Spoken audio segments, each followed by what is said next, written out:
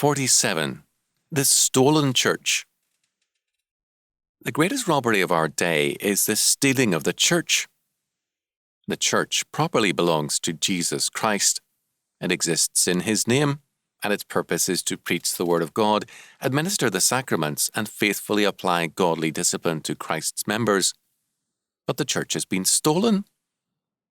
The thieves are the modernists, socialists, humanists, all of which adds up to one fact: anti-Christianity. Using the name of Christ, these sanctimonious thieves have crept into the church, gained control of it, captured the pulpit and the bank accounts, and endowed funds, and they are using the church to advance their anti-Christian purposes. Instead of proclaiming Christ, the church is now preaching social revolution and financing it.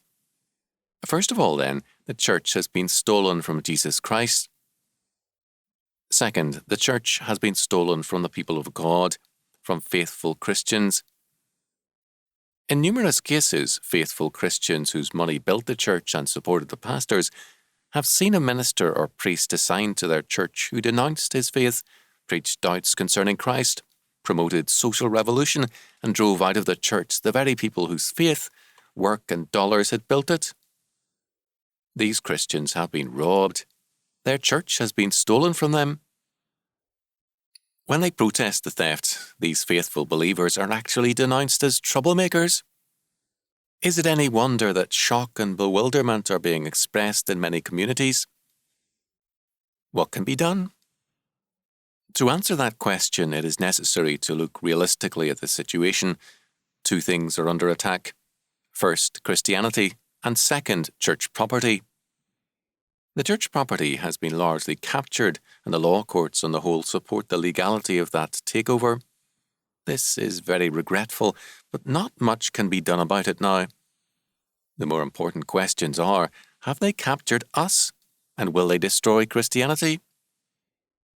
They cannot capture us if we refuse to be part of them, if we walk out of their anti-Christian churches and lay afresh the old foundations of true faith. And they cannot destroy Christianity because it is not of man, but of God, not a natural force, but a supernatural force. On the contrary, God will in due time judge and destroy them, and we had better avoid these churches which are headed for judgment. We're in a battle, and we had better realize it and move in terms of it. Quote, "Wherefore, take unto you the whole armour of God, that you may be able to withstand in the evil day, and having done all, to stand." Ephesians 6:13. And what kind of stand can you make associating with thieves and supporting them?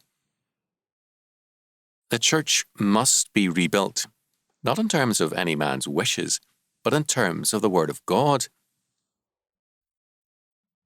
If it is to be Christ's church, it must be governed by God's Word and Christ's saving purpose. We are told today that the church must, quote, "serve men," end quote. This is not its purpose. It was called into existence by Jesus Christ to be the community of the redeemed, the light of the world, and the salt of the earth.